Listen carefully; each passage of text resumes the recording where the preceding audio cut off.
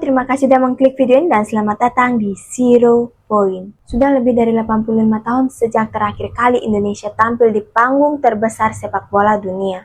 Tepatnya pada tahun 1938 saat masih bernama Hindia Belanda dan tampil hanya satu kali sebelum akhirnya dilupakan oleh sejarah. Sejak kemerdekaan, kita tidak pernah lagi melihat Garuda terbang di Piala Dunia.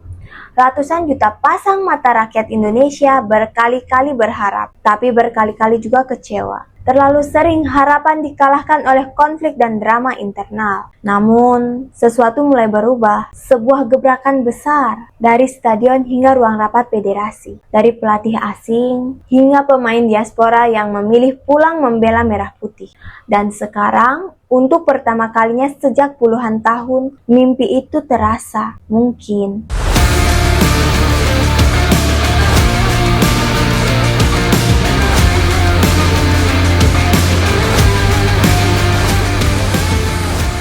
Kenapa Indonesia selalu gagal? Sepak bola adalah olahraga paling dicintai di Indonesia. Tapi ironisnya, ada olahraga yang paling sering mengecewakan. Setiap kali kualifikasi Piala Dunia dimulai, selalu ada optimisme, selalu ada semangat. Tapi juga selalu ada akhir yang menyakitkan. Kegagalan Indonesia untuk lolos ke Piala Dunia bukan karena satu alasan, tapi karena bertahun-tahun akumulasi kesalahan yang sistemik dan berulang.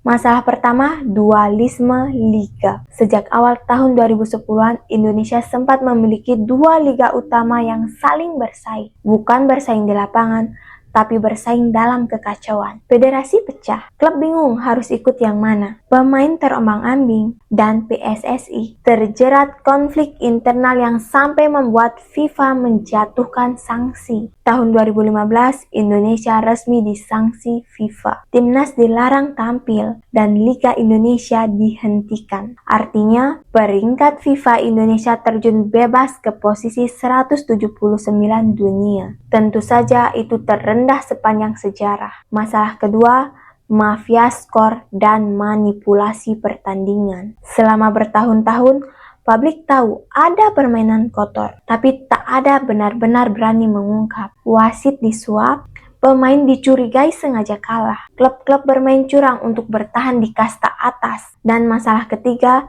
yang paling krusial, minimnya pembinaan usia muda yang serius dan berkelanjutan. Akademi sepak bola masih jadi urusan swasta atau inisiatif pribadi. Tak banyak klub yang benar-benar berinvestasi pada pemain muda. Tak ada sistem yang menjamin bibit unggul dari daerah bisa tumbuh jadi bintang nasional. Karena itulah, setiap kali kita ikut turnamen usia muda, kita tak punya kedalaman skuad, kita tidak punya mental bertanding, dan terlalu sering kalah secara fisik dan taktik. Itulah realitas sepak bola Indonesia selama puluhan tahun. Kita punya semangat, kita punya fanatisme, kita punya supporter terbaik di Asia Tenggara, tapi kita tidak punya pondasi. Dan itulah kenapa kita selalu kalah. Bahkan sebelum kita bertanding. Tahun 2023, sepak bola Indonesia lagi-lagi dalam titik krisis.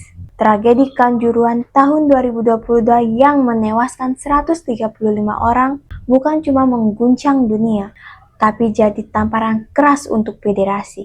Kehilangan nyawa di stadion adalah batas akhir, dan dari situ satu hal jadi jelas, sepak bola Indonesia harus berubah. Pemerintah turun tangan, Presiden Jokowi menunjuk Erick Thohir, mantan bos Inter Milan, untuk memimpin PSSI lewat Kongres Luar Biasa pada Februari 2023. Erick menang mutlak, dan sejak saat itu dimulailah era reformasi total. Langkah pertama, audit menyeluruh PSSI dan klub-klub Liga 1 dan 2. Tak main-main, PSSI bekerja sama dengan BPKP dan KPK untuk membenahi tata kelola keuangan. Banyak klub yang selama ini tutup-tutupan soal anggaran, mulai diwajibkan buka data. Langkah kedua, lisensi klub dan profesionalisasi manajemen. PSSI menerapkan syarat AFC klub lisensi yang mewajibkan klub harus miliki adalah 1. Struktur legal, 2. Akademi pembinaan,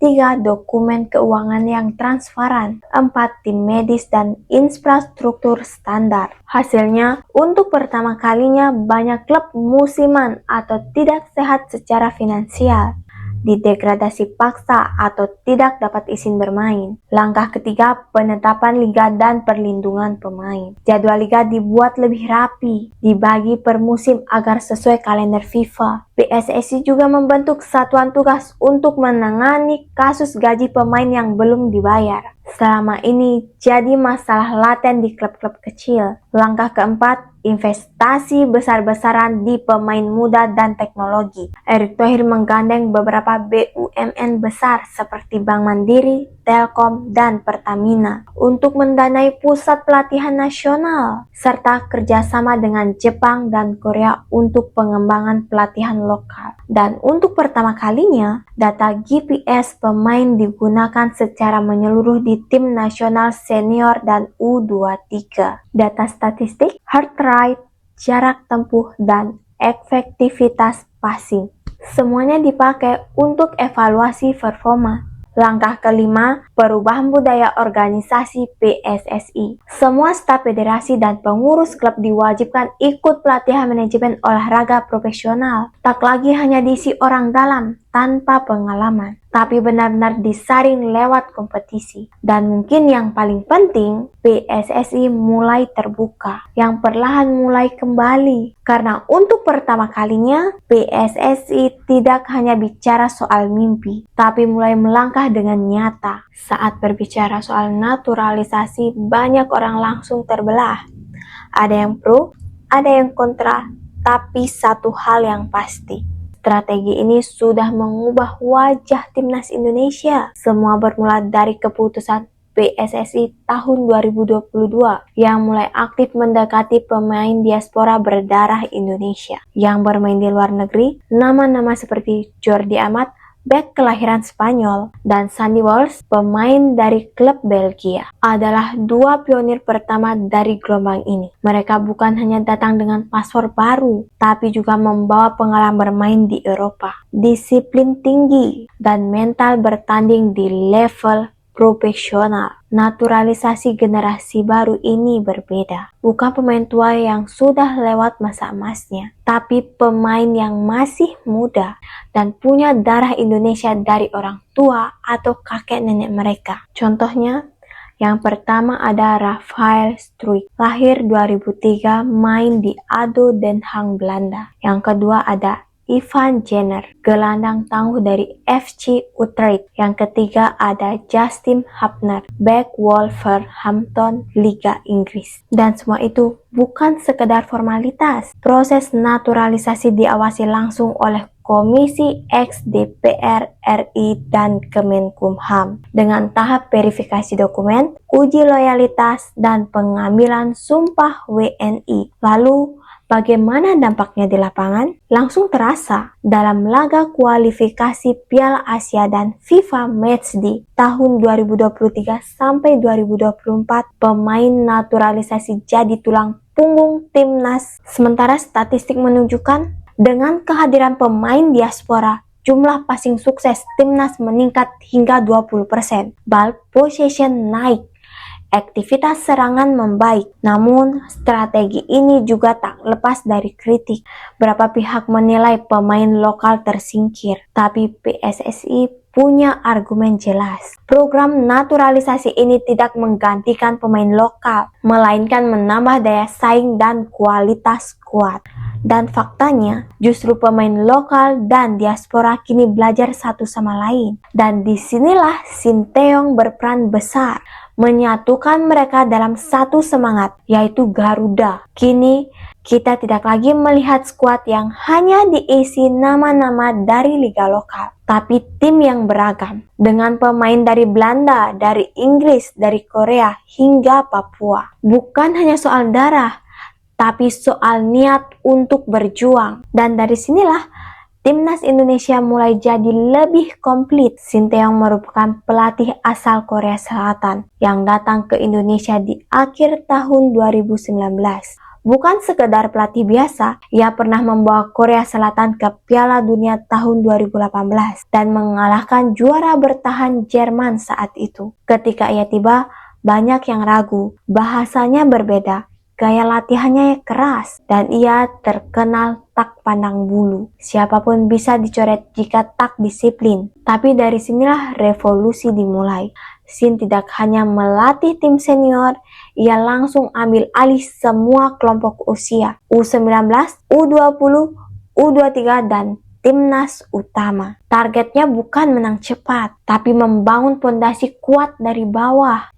Langkah pertama yang ia lakukan mengubah mental bertanding. Jam latihan ditambahkan, pemain diwajibkan jaga pola makan. Siapapun yang datang terlambat langsung dicoret. Banyak pemain yang kaget, ada yang mengeluh, tapi pelan-pelan semua mulai terbiasa. Shin Tae-yong juga membawa teknologi, analisis video, GPS tracking, monitor detak jantung, hingga penghitungan intensitas latihan setiap pemain. Bahkan ia mengatur waktu tidur dan recovery para pemain. Karena baginya, yang dilatih bukan cuma teknik, tapi gaya hidup sebagai atlet profesional. Hasilnya mulai terlihat di SEA Games tahun 2023, Indonesia berhasil meraih emas setelah mengalahkan Thailand 5-2 di final. Kemenangan yang dinantikan selama 32 tahun. Lalu di kualifikasi Piala Asia 2023, Indonesia lolos ke putaran final setelah kalahkan Kuwait dan Nepal. Untuk pertama kalinya sejak tahun 2007, timnas kembali ke Piala Asia lewat jalur kualifikasi. Tak berhenti di situ, puncaknya terjadi pada Piala Asia U23 tahun 2024. Indonesia masuk ke grup neraka. Australia,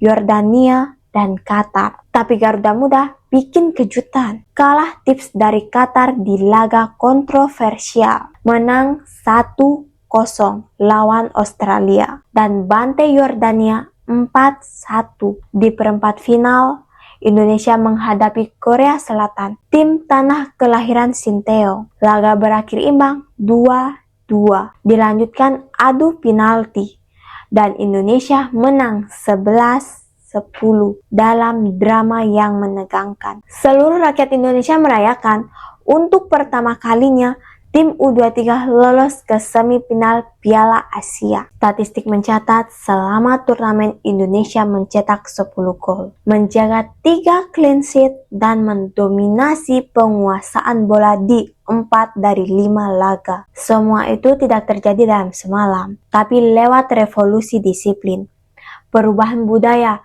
dan keberanian seorang pelatih yang datang dari jauh untuk membangun Garuda dari dasar. Shin Tae-yong membuktikan bahwa dengan kerja keras dan konsisten, tim ini bisa bersaing bukan hanya di Asia Tenggara, tapi juga di Asia. Dan mungkin suatu hari nanti di dunia. April tahun 2024, Timnas Indonesia U23 bertolak ke Qatar untuk mengikuti turnamen yang dulunya cuma dianggap mimpi. Piala Asia U23 ini adalah debut pertama Indonesia di ajang prestisius yang jadi gerbang menuju Olimpiade Paris 2024. Di atas kertas, Indonesia bukan unggulan. Kita bergabung di grup neraka, Qatar, Australia, dan Yordania. Sejak awal, Garuda Muda datang bukan sebagai pelengkap. Mereka datang sebagai penantang. Laga perdana melawan tuan rumah Qatar. Indonesia kalah 0-2. Namun penuh kontroversi, 2 kartu merah diberikan, VAR disorot dunia. Dan bahkan media asing menyebut skandal wasit Asia. Tapi alih-alih hancur, Garuda justru bangkit. Di laga kedua, Indonesia menghadapi Australia, tim kuat yang punya fisik dan pengalaman. Indonesia menang 1-0 lewat gol Rafael Struijk. Statistik mencatat Australia unggul penguasaan bola, tapi Indonesia lebih efektif dan taktis. Laga terakhir grup melawan Yordania jadi penentu, dan Indonesia tampil luar biasa. Skor akhir 4-1. Struijk tampil gemilang dengan mencetak 2 gol. disusul gol dari Marcelino dan Komang yang ikut memperbesar keunggulan. Hasil itu memastikan Indonesia lolos ke perempatan penalti sebagai runner-up grup B, dan lawan berikutnya adalah Korea Selatan, tim asal negara pelatih kita sendiri, Shin Tae-yong. Laga berjalan ketat. Indonesia sempat unggul 2-1 lewat Marcelino dan Komang, tapi Korea menyamakan kedudukan, skor 2-2. Laga lanjut ke adu penalti, dan disinilah momen tak terlupakan terjadi. Indonesia menang 11-10 dalam adu penalti paling panjang dalam sejarah turnamen ini. Penjaga gawang Hernando Ari jadi pahlawan, menepis penalti terakhir dengan tangan kanan. Tangis haru pecah, pemain saling peluk, dan seluruh Indonesia bersorak. Untuk pertama kalinya kita masuk ke semifinal Piala Asia U23. Meski akhirnya kalah dari Uzbekistan, perjalanan Indonesia menyita perhatian dunia. Media dari Korea, Jepang, Eropa, hingga Timur Tengah menyorot Indonesia sebagai rising team Asia, dan data FIFA mencatat dalam 5 pertandingan Indonesia mencetak 10 gol, menang 3 kali, kalah 2 kali, dan mencatatkan tingkat akurasi umpan mencapai 81%. Namun perjuangan belum selesai, karena untuk lolos ke Olimpiade, Indonesia harus jalani 1 laga lagi, playoff melawan Guinea peringkat 4 dari Afrika. Laga hidup mati itu digelar di Prancis, tanpa publik Indonesia, tanpa sorak supporter, tapi penuh harapan.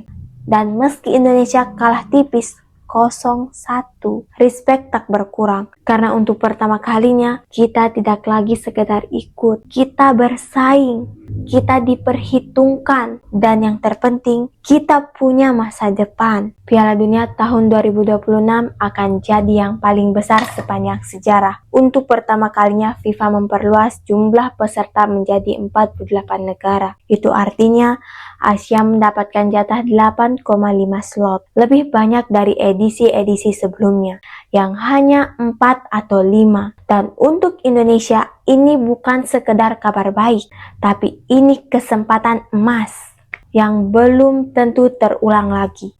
Proses kualifikasi dimulai sejak Oktober 2023. Indonesia masuk di putaran kedua zona Asia dan tergabung dalam grup F bersama Irak, Vietnam, dan Filipina. Di laga pertama, Indonesia kalah dari Irak dengan skor 1-5. Tapi itu terjadi di Basra, markas Irak yang dikenal angker. Laga kedua jadi titik balik, bermain di kandang. Indonesia berhasil menahan imbang Filipina 1-1. Tapi puncaknya ada di laga ketiga dan keempat, melawan Vietnam.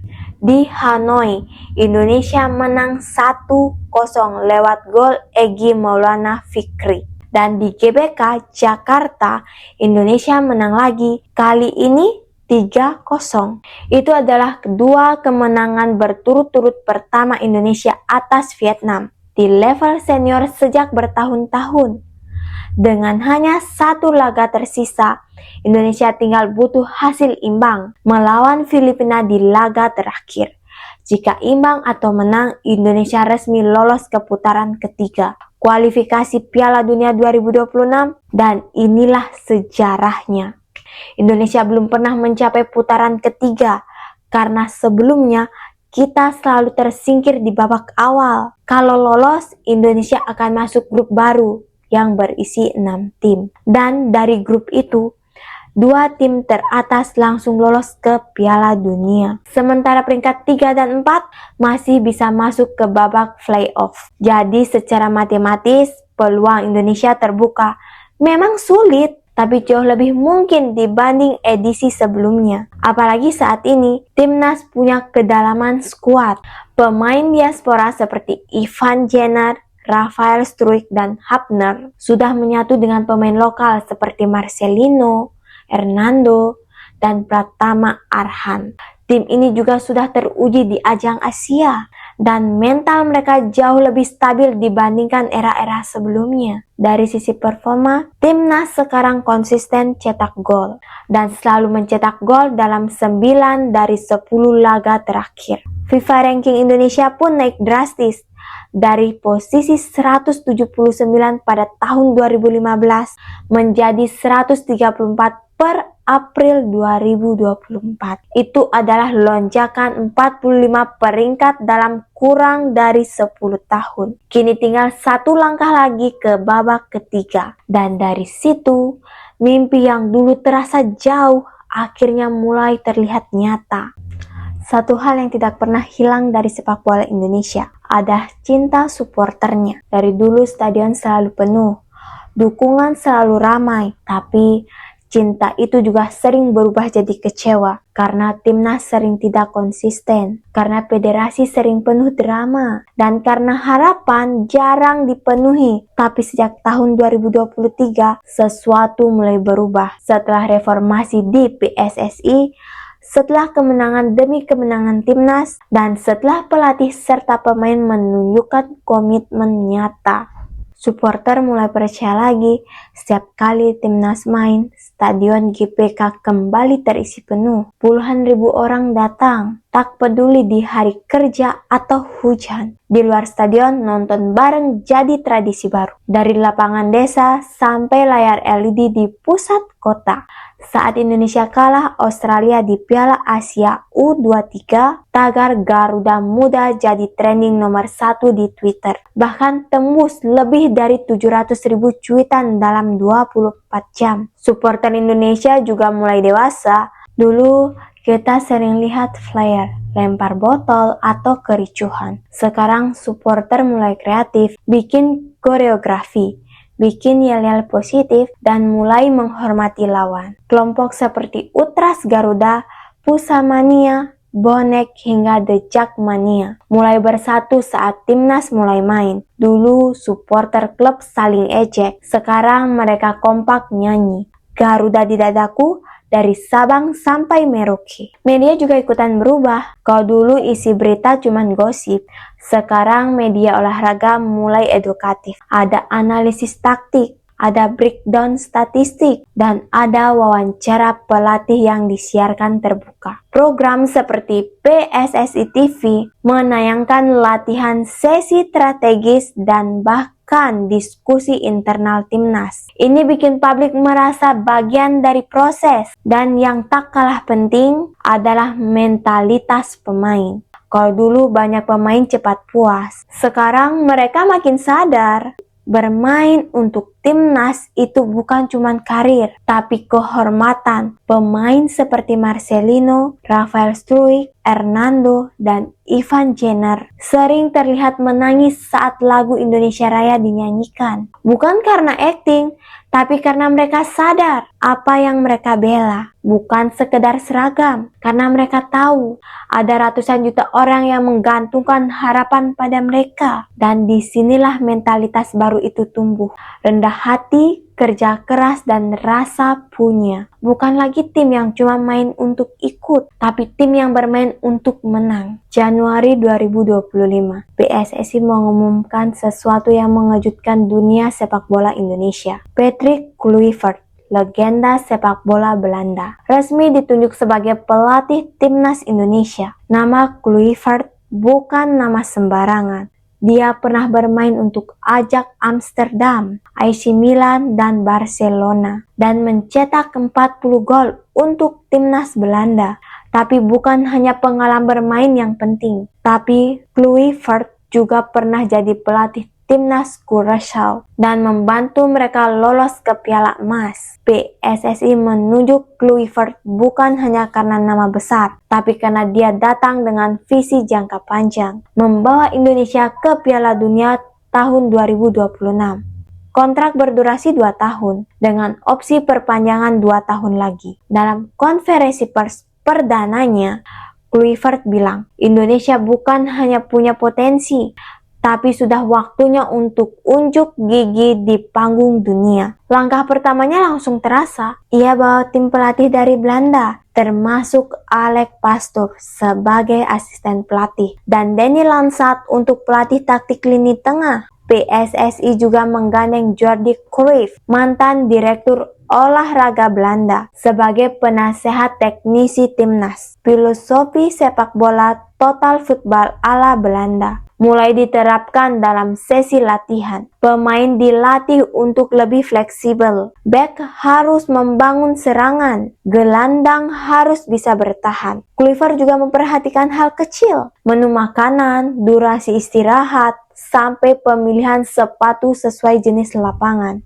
Uji coba dijadwalkan melawan tim-tim kuat Asia dan Eropa. Tujuannya bukan menang, tapi mengukur mental dan adaptasi. Dalam wawancara dengan media Belanda, Kluivert bilang, "Saya tidak datang untuk santai.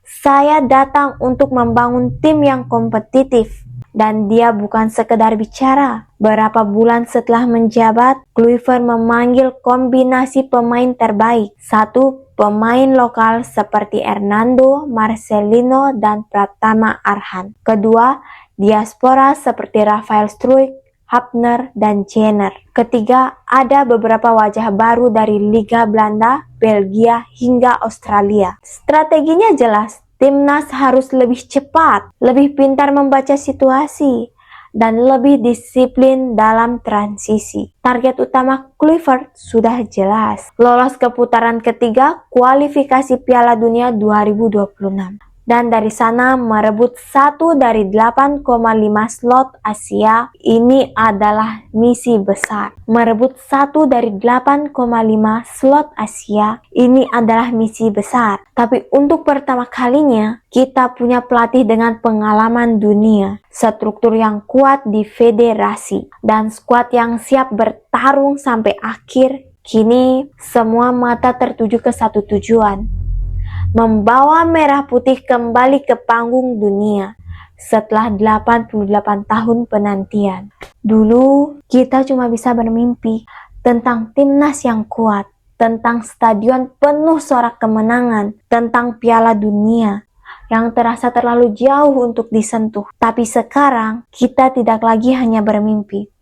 Kita melangkah, kita berbenah, dan kita berani berharap. Dari reformasi di PSSI, pemain muda yang terus berkembang, hingga pelatih kelas dunia yang datang membawa visi besar. Semua sedang mengarah ke satu titik, Piala Dunia 2026. Ini bukan janji kosong, bukan euforia sesaat. Ini adalah misi nyata yang dibangun dengan kerja keras, disiplin, dan pengorbanan dari banyak pihak. Mungkin jalan ke Piala Dunia masih panjang, tapi hari ini kita tahu satu hal: Indonesia sedang menuju ke sana. Bukan tentang retorika, tapi tentang hasil di lapangan. Dan kalau terus dijaga komitmen, struktur, dan semangatnya, maka cepat atau lambat dunia akan melihat Garuda terbang tinggi di panggung yang selama ini kita lihat di layar kaca. Terima kasih sudah menonton sampai akhir. Kalau kamu suka video ini, jangan lupa like, subscribe, dan nyalakan loncengnya, biar kamu gak ketinggalan konten terbaru dari kami. Dukung terus Timnas Indonesia dan dukung juga channel ini supaya kita bisa terus bercerita soal sejarah, perjuangan, dan mimpi besar bangsa. Sampai jumpa di video berikutnya. Salam Garuda!